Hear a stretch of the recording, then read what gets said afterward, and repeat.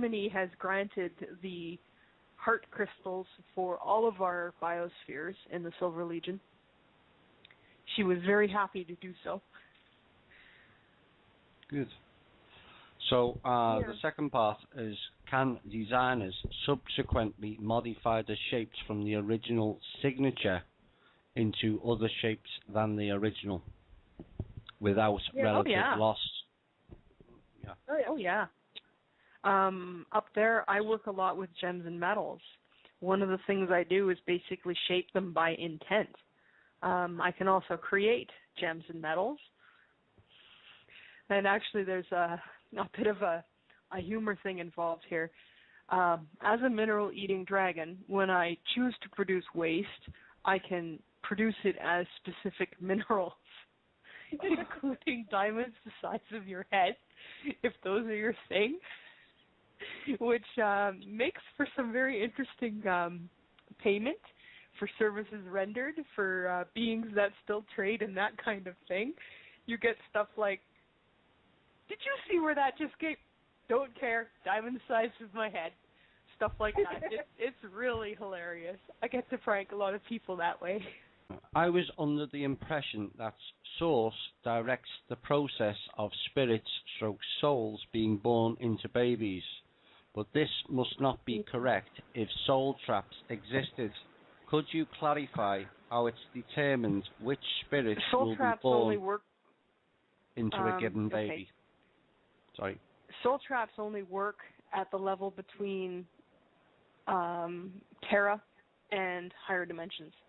They basically catch them on their way out and then shunt them back in. So it's not. So it never gets a chance to go all the way. Yeah, it never gets a chance to go all the way back to Source. When the soul traps existed, were our higher selves also caught in the soul trap? Some people's were, some people's weren't. Some people managed to escape. I came around the time of Atlantis, had a life, died. That was before the soul traps were fully implemented. Went up, lived a couple of lives as a Tau Cetian, then came back about 2,500 years ago and got caught in the soul trap. And I spent a good 2,500, well, I'd say 2,300 years going through the soul traps and the reincarnation process here on Earth. And then at the last one, I basically said to them, screw you, I'm not going back, you can't make me, and left. And busted my way out of there. And got out, realized, oh boy, what a mess is going on down there. And then I had some people say, oh, Tath, we need you to go back. And I said, oh, hell no. You're not making me go back there. But they convinced me, and here I am. Yeah, I guess, I must have been lucky or something. I managed to, in all the different times I came down to spend some time here on Earth, I managed to avoid soul traps every single time. But this is my first incarnation, my first life as an incarnate. I'm not doing it again. Nobody can convince me of it. Is it more of an issue, the soul traps, for the incarnates here currently? No, it's no longer an issue for anybody on this planet. Was it more of an issue for the incarnates coming here in the past? Not really, because most of the prior to this, incarnates who had lives down on here, who passed away, likely would have got caught in the soul trap. It was very, very effective, the system. It was designed to trap people and catch people, even people who knew better. Catch them when they're still disoriented and vulnerable, because the first moments after death, you're pretty disoriented, let me tell you. So it exploited that disorientation, and then basically once they were caught, they were caught.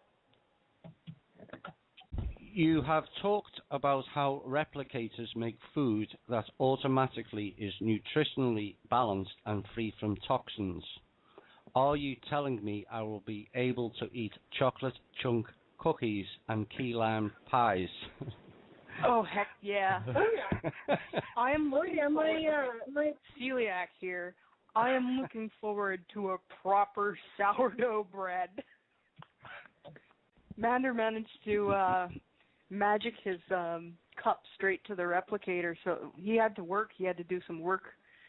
And up there, you know, if you don't sleep, you got to eat. Usually you get 2 hours of sleep a night.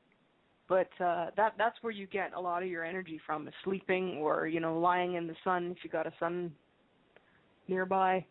But if you don't do those things to recoup your energy, you got to eat. And he was not sleeping. He was pulling all-nighters, essentially. And Mander basically got a frappuccino from the replicator and magicked it to be bottomless, essentially, never run out. Whenever it got below a certain level, the magic would trigger the replicator to fill it up again. But also, you know, people have to keep in mind this universe and even this planet is a hologram. The universe is holographic. But, you know, keep that in mind, guys.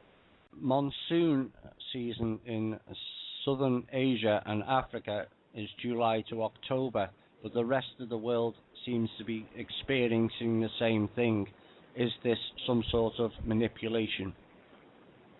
I would say it's a combination of, for one, it's a combination of the transition that we're going through and a really good 3D visual, you know, thing that people can see. You know, you guys are asking for proof that the transition's happening.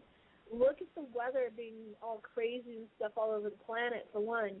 And then also the weather control is being literally arm wrestled away from the bad guys by the good guys. And so in the weather control being taken away from the bad guys and in the process of trying to restabilize it, well, all this crazy chaotic energy is going on because of the transition. It's going to produce these really strange weather anomalies all over the planet. It's kind of, you know, so I'd say it's a combination of manipulation and a combination of the natural chaos that is very normal and typical for a transition. In the past interview, I think it was SUNFIRE who said the reptilians came here from a different universe and an outside force of some kind changed them to be what they are now. Were they more human-like? Yeah, when they originally came, they called themselves the Alderzani. Portions of those Alderzani still remain humanoid, but the Alderzani were big genetic manipulators, and they had a caste society. And one caste broke away and went on to become the progenitors of the reptoids and the hydras, like the Draco and the Hydra reptoids. They basically genetically engineered themselves into reptoids. Will we be treated with mutual respect by other positive beings on different worlds? And will there be no more judgment like there is on Terra? Yeah, most definitely. As long as you treat them with respect, they'll treat you with respect in return. The whole concept of judgment really is something that was introduced by the Draco and the reptoids. So, I mean, it's not something that's, you know, readily prevalent in the positives and neutral societies and that kind of stuff, at least among the Federation and our allies. Good. But you got to give them the same respect that you're expecting from them, and the majority of them will treat you equally because that's how they want everybody here on planet to see them and understand them. Is they consider them our equals, and they consider us their equals. And so, you know, it's important that you guys treat them with as much respect as you expect them to treat you. Be careful on the bear hugs and the handshakes, if memory serves me correctly. Yeah. Don't try to reach out and shake their hand or hug them unless you're invited. If they extend their hand to you first or invite you for a hug, then, that's a different story. But don't think it rude of them, don't think they're being rude if they avoid physical contact and avoid getting, any more than within about 3 to 5 feet of you. Here we're forced to be on top of each other and forced to invade each other's personal space. With the ET upstairs, they have very much the full concept of personal space, and they respect another individual's personal space. And so that's very important. That's very important for people, even when engaging in conversation or contact with the positives and the neutrals. So, don't be surprised if you step, closer to them and they kind of take a step back. They're not being rude. They're just trying to, respect that personal space bubble. How old is our soul, and how did the first Terrans incarnate on Terra? That's an interesting question. Souls are technically eternal, which means they don't really have ages. That said, some come into universes at particular different points of time. And, you take into consideration that the planet itself is 7.5 billion years old, and it was made in the alpha system of the Ursa Major constellation. And then it was moved here to the solar system. The first modern Terran in the modern form came onto the planet roughly about 600 to 700,000 years ago, or possibly even further back from that. But there has been human and humanoid and non-human presence on this planet ever since it was created. Did they experience life from somewhere else, or did they just experience this life on Terra? Some did. Some are new, as in they've come into this universe from Terra, through Terra as a conduit.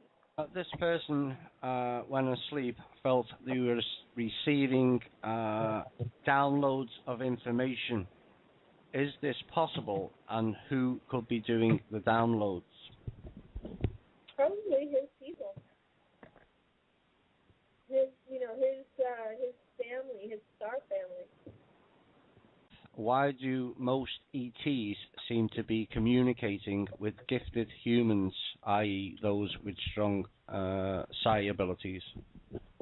Because it's a heck of a lot easier to communicate with somebody who you can actually communicate with for the most part. Remember that I do have some natural gifts. I have also honed these over 16 years. So it's not like they picked me out of a hat. If you want to start having that kind of experience, start practicing with what you've got. Build it up. Like I said earlier in the show, I didn't get this overnight. It took me a month before I was able to exchange words with Eben. You might actually have talents that are stronger than mine and be able to pick it up quicker than that. Try it. Start with learning how to sense energy first. Who gets chosen, or how do people get chosen to interface with ETs? Well, quite frankly, it's not a matter of being chosen or picked out of the crowd. It's a matter of being ET and having arranged to come down here, and that's my family.